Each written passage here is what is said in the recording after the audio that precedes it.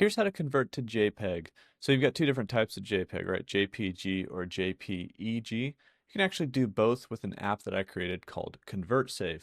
It's an offline file converter for Mac and Windows. So I've got a couple images here. PNG, we've got the JPEG without the E, and even an HEIC.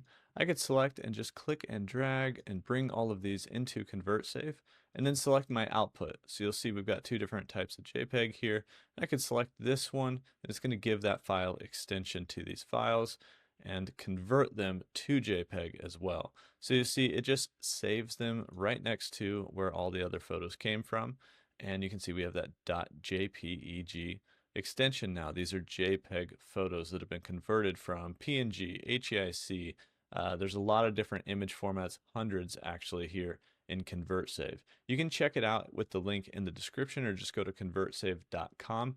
And it's a, like I said, offline file converter. My brother is a developer. He helped me build this app, and it can convert video, audio, and image files right now.